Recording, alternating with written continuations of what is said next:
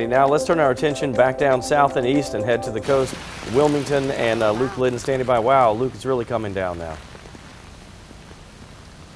Yeah, you know, it's funny because Hannah and I were saying, I thought it was supposed to rain all day and continue to pour pretty hard, and started raining, I'm not kidding, about 3 minutes ago. It's like I just got out of the shower.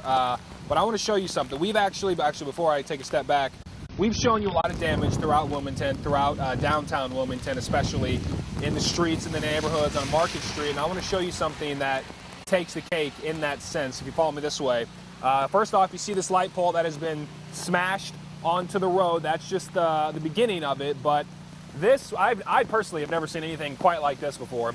You walk a little bit further, and look how massive this tree is. Gigantic, covering the street. There is some yellow caution tape so cars cannot get through this way.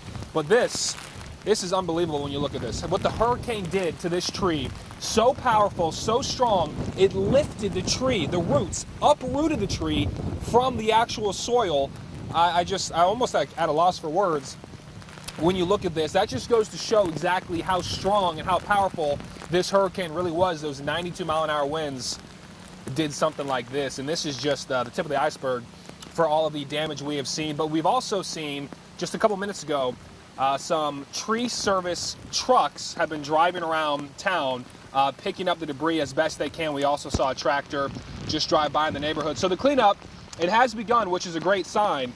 But when it comes to debris or damage like this is something that'll take quite a bit longer to fix and help repair the city, if you will, here in Wilmington. But this is definitely the hardest rain that we've seen all day long, really, I think, since the hurricane hit us, if I had to compare the two. But this is the type of damage we've seen, and as you can see, the yellow caution tape, cars actually have to come on the wrong side of the road. So same thing for us. We had to veer onto the wrong side of the road to be able to come back and pass this. That's what other cars were doing. Of course, we took precautions when we did that, as did the other cars. But again, let's just take one more look at this.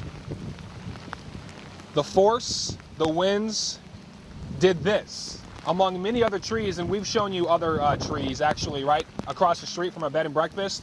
A very similar thing happened. We showed you that yesterday. Landed, fortunately, not in the owner's house, on his fence. But this is just the sheer force and magnitude, just an example of what this hurricane can do, and hopefully that'll slowly die out and we will see less and less of this. But it's definitely a tough sight to see, and we hope this will be cleaned up as soon as possible.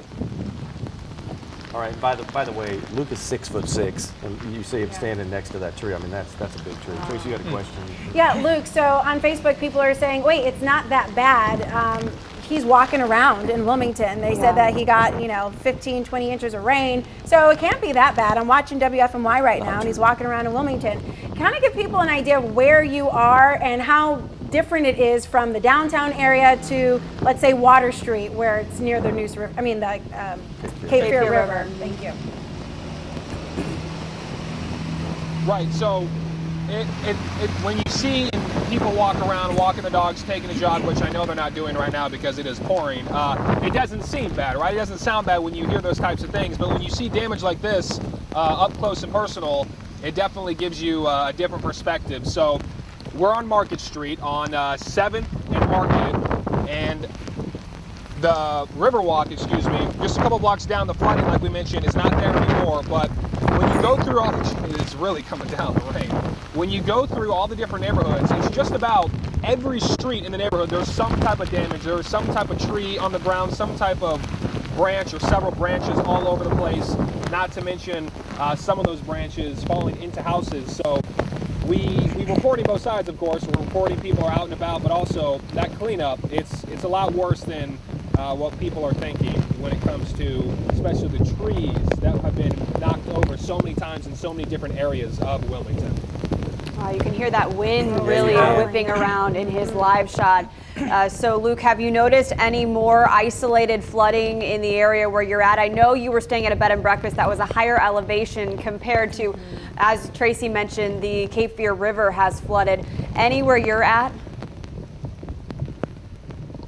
So, no, honestly, we have not. The only thing that we talked about yesterday was the Cape Fear River flooding over into that area, which we all discussed yesterday and showed yesterday. But besides that, which has now disappeared, if you want, for a lack of a better word. Now there is no more flooding. It's completely dry, if you want to use that word, despite all this rain coming down. Besides that, we have not seen any type of flooding in this remote area. Now, we will go check after this to see lower down, I guess you could say, by the Riverwalk, if there is more flooding, but at this exact point, we have not seen any more flooding in this area, just more so damage like this tree. All right, thank you, Luke, so much. Doing an excellent job. You, Hannah, Chad, and Ryan out there in Wilmington covering this for us. So it's 10:35. I think it's a good time for us to just take a moment and